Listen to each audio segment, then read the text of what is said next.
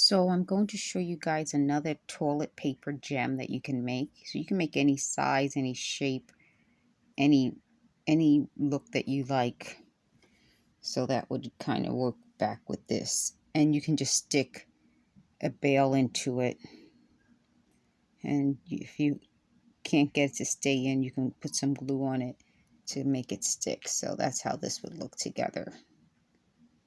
Okay, so now that I did that, I have a video that I'll upload where I show you how they made new marks in the cardboard boxes where I sleep. So that as I'm sleeping, I hear like this kind of banging sound. So they're able to make sounds that sound like regular sounds in my apartment, so that I think those are things that are happening. So what they were saying they did was, while I sleep, they wanted to sound like people are running through my apartment, or that I had a break-in. Again, this is part of how they wanted to torture me. The other thing I want to talk about now is about how their suggestions usually are messages. So they suggested, and I said I'm going to come up with a list of words they talked about for the day. So this is Monday the 16th, I think it is. So Monday, October 16th.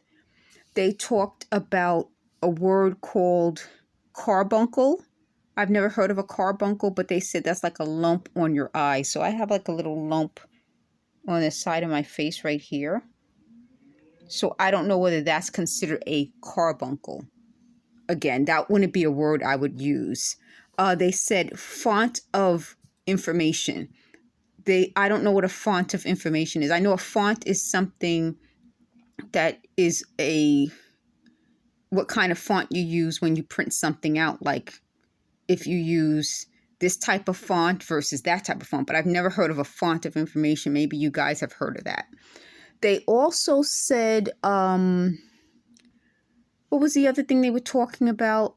Oh, they were talking about a black guy. Now, I graduated from Fordham University in 1995.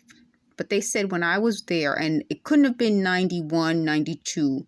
So sometime between probably 93 and 95, there was a black short guy who used to follow me around in Keating Hall.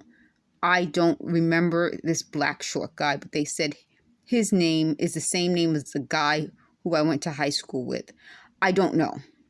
So they said they know I never met him, but they said they created a dream, which is like a computer generated video of him following me around. And I think that's important because for some reason that's a big deal to them. The other thing that I wanted to tell you about is that they keep mentioning the guy I went to high school with. He's Irish, and they said, I'm not sure, but they said that he wants nothing to do with this. And I'm sort of happy that he doesn't want anything to do with this, because I think what they were trying to do, like I said, they're trying to, when I originally had the idea of my real life Bronx Tale, they wanted to substitute Eric Shafir for him. It wouldn't even make any sense. It's like, it doesn't make sense that they have this idea that they can substitute one person for another person. And that's part of what I'm telling you. Like, the whole thing with them is about taking reality and twisting it. So they said when I was a little girl, they're not sure what age, I made fun of somebody who was, they said disabled, but they said no, not disabled, someone on crutches. And they made a dream out of that. They also said, see, they're not saying anything right now because I guess they said they wanted this to look like a magic act. You know how like in a magic act, you're kind of like, Johnny Carson had this segment where he was like, they wanted it to kind of look like that. But they're not saying anything right now because they said they're just in shock. So they also wanted to say that they thought I had a lesbian experience as a child, which is not true. But going back to that, this is what I was saying on Twitter. They talk about child abuse so much that they're not understanding that that's abuse. That's child abuse. We're talking about the difference between child abuse and them constantly talking about it, which is a crime.